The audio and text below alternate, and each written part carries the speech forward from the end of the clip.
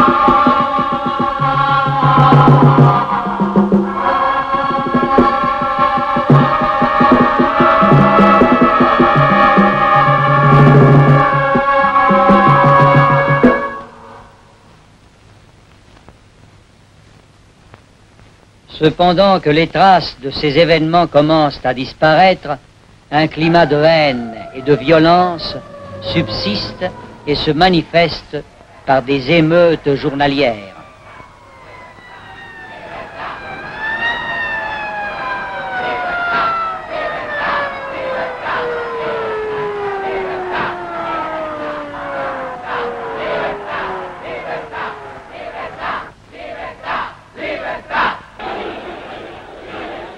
Perón tente alors une solution pacifique en autorisant pour la première fois depuis des années des leaders de l'opposition à parler par radio.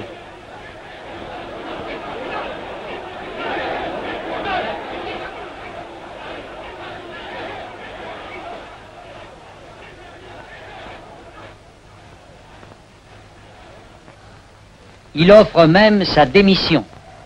Mais une démonstration de solidarité des milieux du gouvernement le persuade de rester au pouvoir.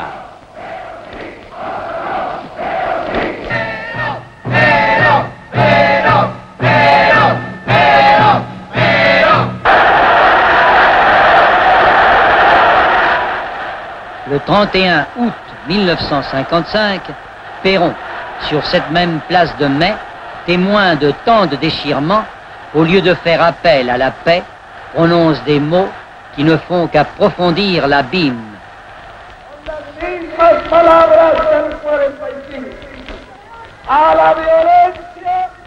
À la violence, nous répondrons par une plus grande violence.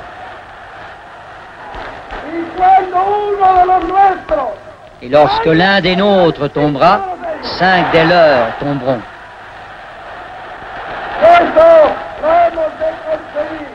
Et cela, nous devons l'obtenir par la persuasion, sinon par des coups. Nous verrons alors si, grâce à cet argument, nos adversaires et nos ennemis comprennent. S'ils ne comprennent pas, malheur à eux.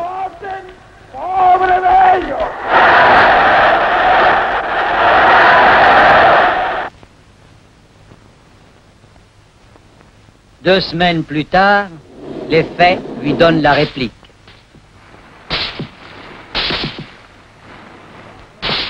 Des troupes de l'armée de terre et de l'air se soulèvent dans les provinces centrales de Cordoba.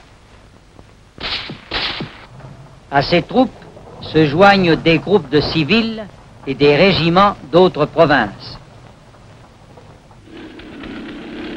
Buenos Aires, loin des centres de combat, a pourtant l'air d'une ville occupée. Ses habitants vivent suspendus aux communiqués par radio des deux partis.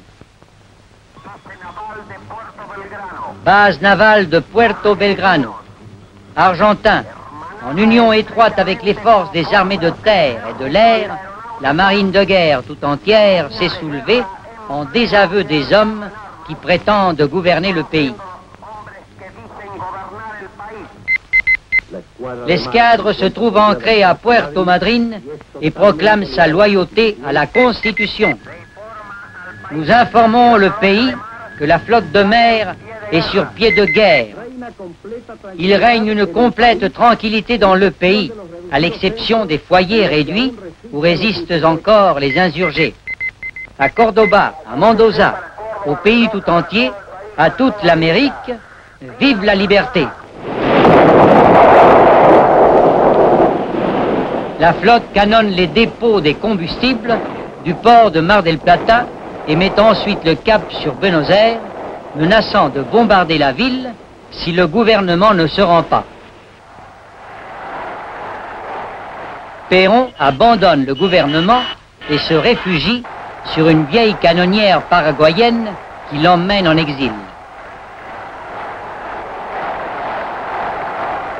Tandis que la moitié du peuple déserte les rues de tristesse, l'autre moitié, muette pendant tant d'années, les comble de sa joie.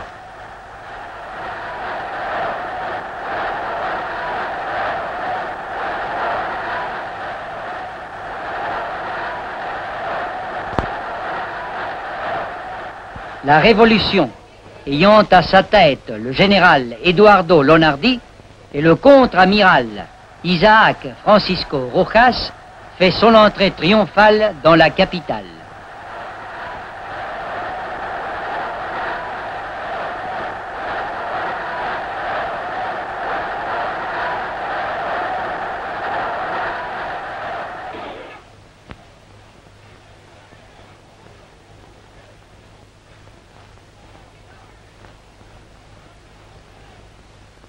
Pour la moitié triomphante revient la liberté. Mais pour quelques-uns, le triomphe signifie revanche.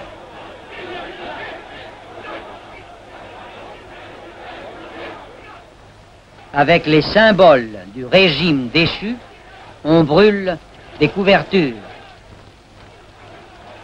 On les brûle pour leur marque qui dit Fondation Maria Eva Duarte de Perón. On les brûle bien que le leader des triomphateurs, le général Lonardi, nommé président de la République et s'adressant au peuple réuni sur la place de Mai pour fêter la victoire de la Révolution, proclame « Car dans cette Révolution, il n'y aura ni vainqueur ni vaincu. »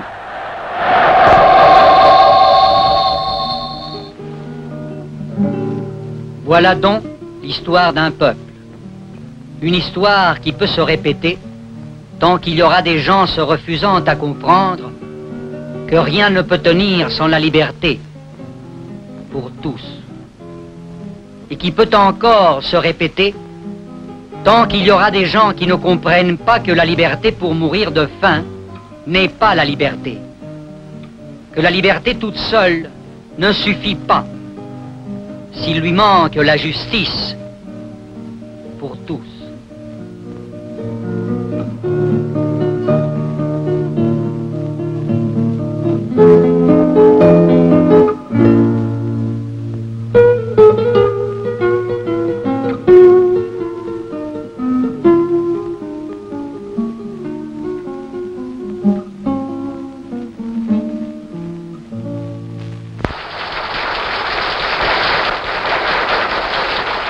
Après la mort de sa femme, le président ne veut plus écouter que des louanges.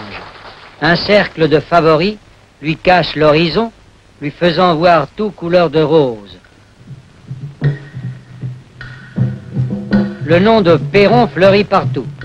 Même les jours de beau temps sont appelés des jours péronistes. Il n'y a pas assez d'avenues pour leur changer de nom. Et même des provinces et capitales de province reçoivent les noms de président Perón et Eva Perón, et même les gares de chemin de fer, les hôpitaux, les écoles, les gazoducs. La radio et les journaux sont monopolisés par l'État. Quant à la presse d'opposition, elle doit se réfugier dans la clandestinité.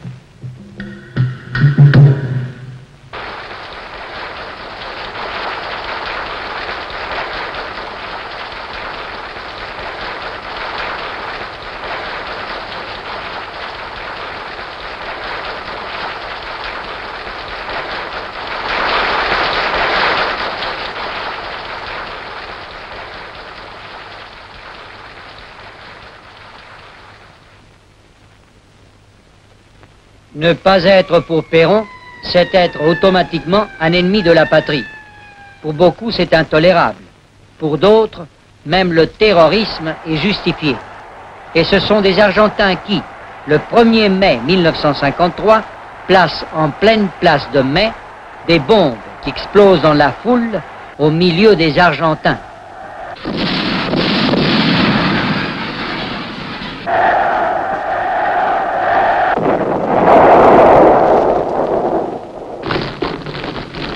En représailles, ce même jour, sont incendiés le Jockey Club, centre de l'oligarchie argentine, et les sièges des partis de l'opposition.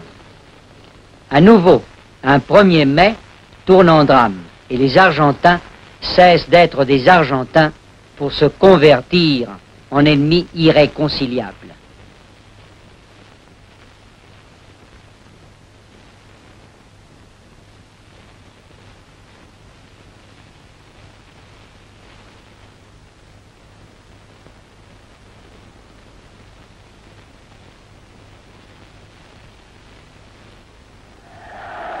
En réalité, l'affrontement avait déjà commencé à se manifester 2 ans auparavant, le 28 septembre 1951.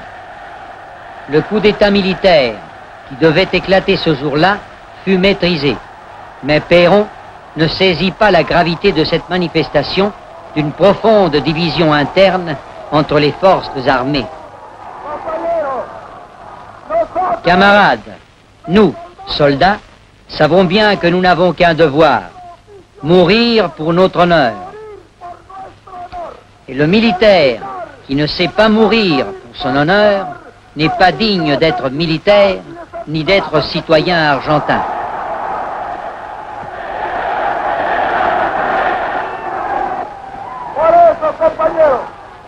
C'est pour cela, camarades, que nous remercions au nom de la République ces nobles soldats qui, aujourd'hui, exposèrent leur vie dans la lutte contre les traîtres.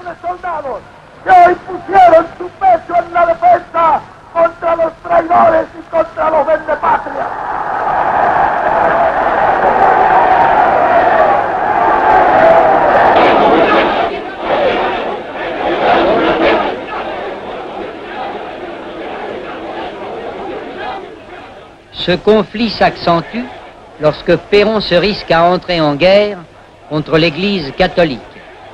Il est excommunié par le pape après l'expulsion de 2 archevêques qui s'opposent à son régime.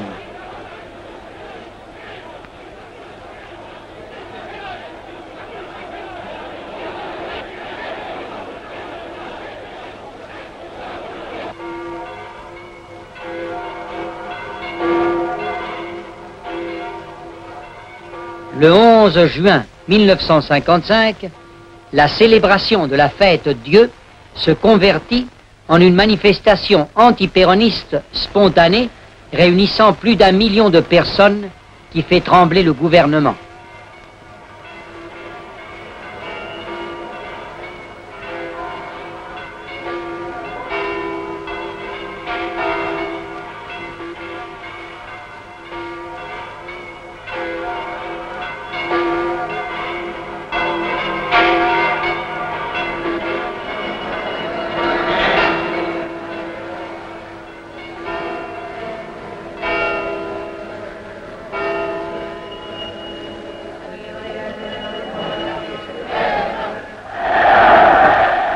À cette imposante manifestation, Péron répond par une autre manifestation tout aussi imposante. Il ne comprend pas qu'au lieu de fomenter la discorde, son rôle est de prêcher la paix. Mais alors on brûle un drapeau argentin. Péronistes et antipéronistes s'accusent mutuellement alors qu'en fait, des Argentins, quelle que soit leur opinion, ont brûlé le drapeau.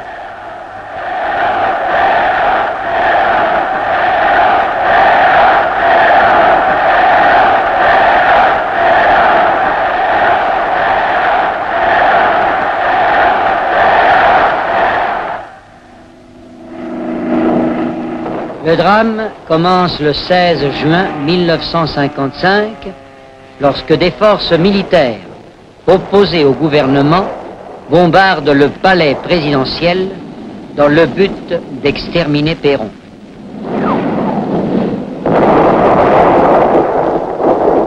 Les dégâts sont considérables, mais le soulèvement échoue. Les chefs de la sédition s'enfuient du pays. L'un d'entre eux se suicide. Les bombes manquent Péron, mais tuent de nombreux citoyens.